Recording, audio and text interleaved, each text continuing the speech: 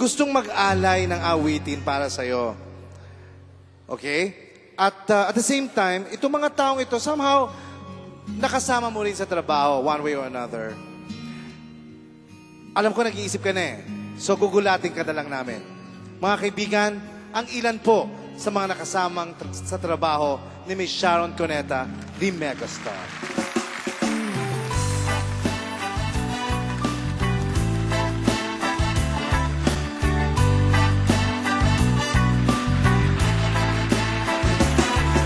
Tanong mo sa akin kung sinong aking mahal. Tanong mo sa akin, sagot ko'y di magtatagal. Ikaw lang ang aking mahal, ang pag-ibig mo'y aking kailangan. Pag-ibig na walang hangganan, ang aking tunay na nararamdaman. Isa lang ang damdamin, ikaw ang aking mahal. Guess ko sa concert yan. Maniwala ka sana sa akin na walang iba.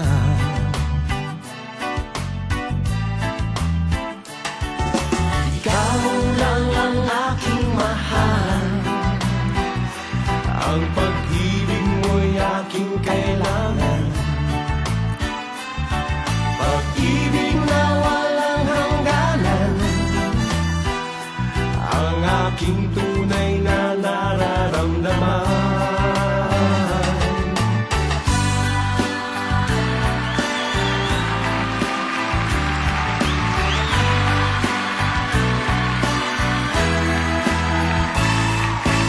Pag-ibig ko sa'yo'y totoo, di walang halong biro. Kaya sana'y paniwalaan mo ang pag-ibig ko ito. Walang ibang mamahalin, hindi ikaw lamang giliw. Kaya sana'y paniwalaan mo ang pag-ibig ko ito. Sa aking buhay ay walang kapantay, aking pagmamahal. Asahan mong tunay, pag-ibig ko sa'yo'y totoo, ni walang halong biro. Kaya sana'y paniwalaan mo ang pag-ibig ko ito. Panalangin ko sa habang buhay, makapiling ka, makasama ka, yan ang panalangin ko. At hindi papayag ang pusong ito, mawala ka sa aking piling, mahal ko iyong dinggin.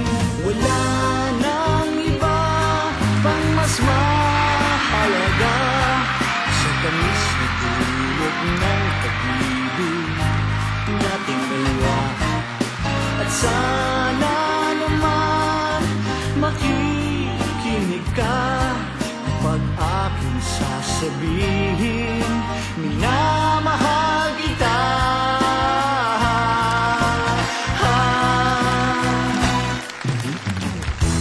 Nalangin ko sa habang buhay, makapiling ka, makasama ka, yan ang panalangin ko. At hindi pa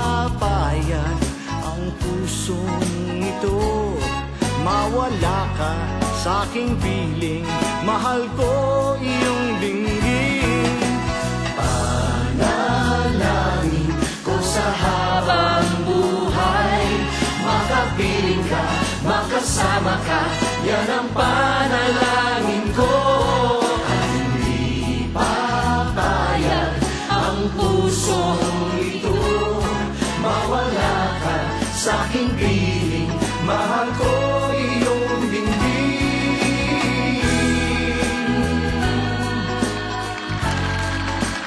Ikaw ang aking mahal,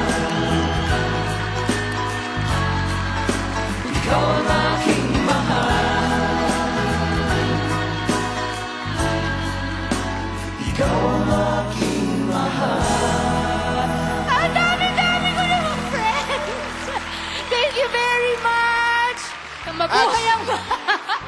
May sasabihin ka dahil meron pa akong pakikilala. Ba? Happy birthday! Sino yun? Vice, pakilala mo! Mga kaibigan, Ikaw na! pinakamamahal ni Sharon, Senator Kiko Pangilinan!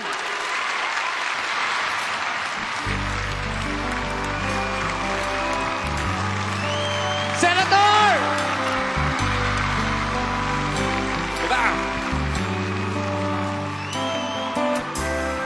Pagmasdan ang ulan, unti